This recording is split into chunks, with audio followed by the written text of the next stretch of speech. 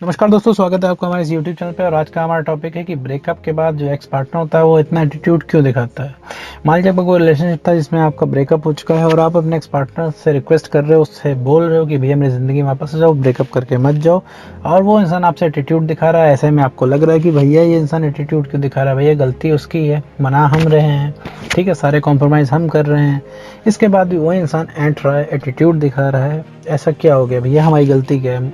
और अंदर ही अंदर आप अपने आप को डाउन फील कर रहे हो। और जाहिर सी बात है कि किसी भी इंसान का ब्रेकअप हो रहा है तो आप उसे रोक रहे हो, तो आपके रोकने से तो कोई रुकता नहीं है, ठीक है। तो ऐसा क्यों होता है, इन सब का रिप्लाई मैं इस वीडियो में करने वाला हूँ, इस सब के बारे में डिस्कस में करने वाला हूँ, ठीक है मेरे दोस्तों। सबसे पहले कि समझो कि जो इंसान जो आपको एटीट्यूड दिखा रहा है वो एटीट्यूड आपका दिया हुआ है, क्योंकि आप उसकी जायज़ नाजायज़ बातें मान रहे हो, ठीक है। सबसे पहले तो वो इंसान ने ब्रेकअप किया, आपके साथ सारे वादे तोड़े, ठीक है। आपके शादी के वादे तोड़े, आपके साथ रिलेशनशिप में रहने के वादे तोड़े, ठीक है। इतनी बड़ी गलती उस इंसान ने की, इसके बाद भी आप उसके पास जा रहे हो, ठीक है। क्यों जा रहे हो मेरे दोस्त उसके पास, कभी अपने आप से पूछो।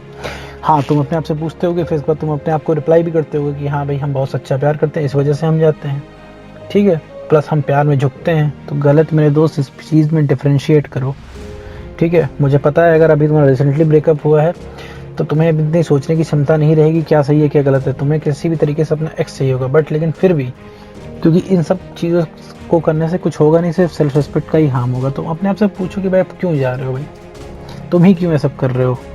तो तुम इसलिए कर रहे हो, तुम प्यार को बचाने के लिए नहीं कर रहे हो, तुम क्योंकि तुम्हें उस इंसान की ज़रूरत है, तुम इस वजह से कर रहे हो। तुम सच्चा प्यार करते हो ऐसा तुमने खुद को बता रखा है, बट लेकिन तुम्हें डीप डाउन इनसाइड उस इंसान की तुम्हें ज़रूरत है।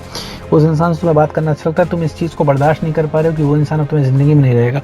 तुम्हें ये चीज़ सोच के ही डर लग रहा है कि यार अब ज़िंदगी कैसे कटेगी यार, क्योंकि आपको उसकी बुरी तरीके से आदत है, ठीक है।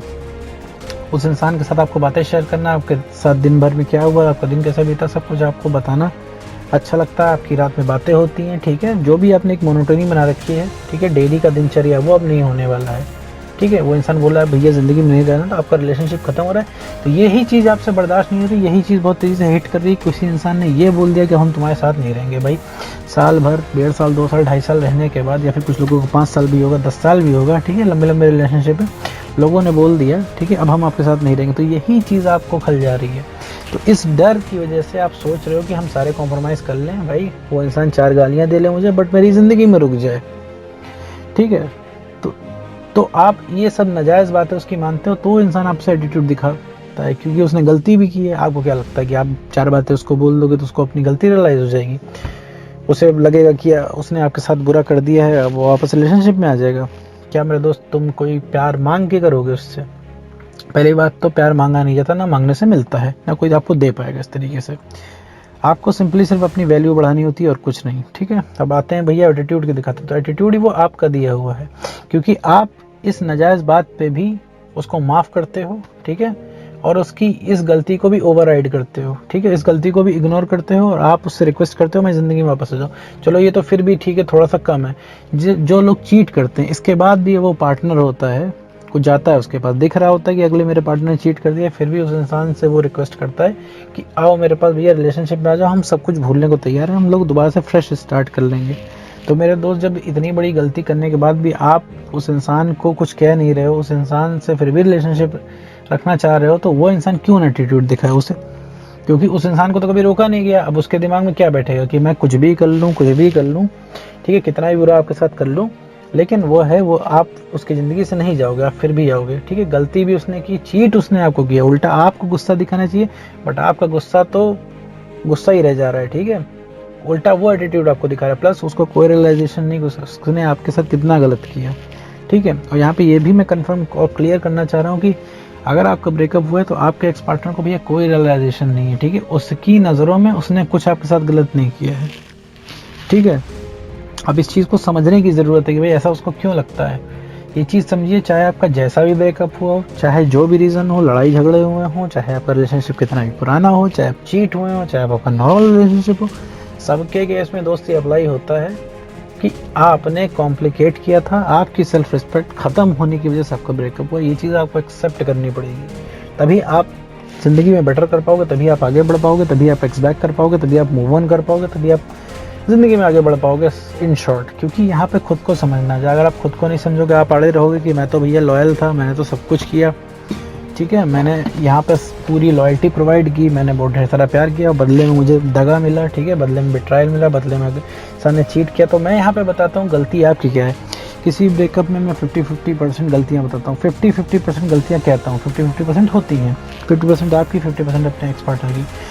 अब आपकी मैं गलती बताता हूँ कि आपकी गलती ये है कि आप उस इंसान की ज़िंदगी में ओवर अवेलेबल थे। आपकी गलती ये है कि आप चीज़ों से कॉम्प्रोमाइज़ करके अपने रिलेशनशिप को टाइम देते थे, ठीक है। उस इंसान की गलती नंबर 3, उस इंसान की आप जायज़ नाजायज़ बातें मानते थे, ठीक है। इस वजह से ये चीज़ हुई है, ये बिलीफ आपका भरा हुआ है।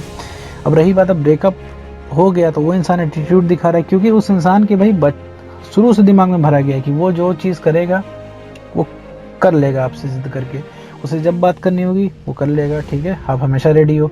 अभी आपका ब्रेकअप हुआ है, 3 महीने हुए हैं, ठीक है। अभी आपको बात करने का आपने उसके इनबॉक्स में 500 मैसेज गिराए होंगे डेली, ठीक है, उसका कुछ रिप्लाई नहीं आया, लेकिन अभी वो एक मैसेज का रिप्लाई कर दे, इस चलती वीडियो से आप छोड़ के चले जाओगे।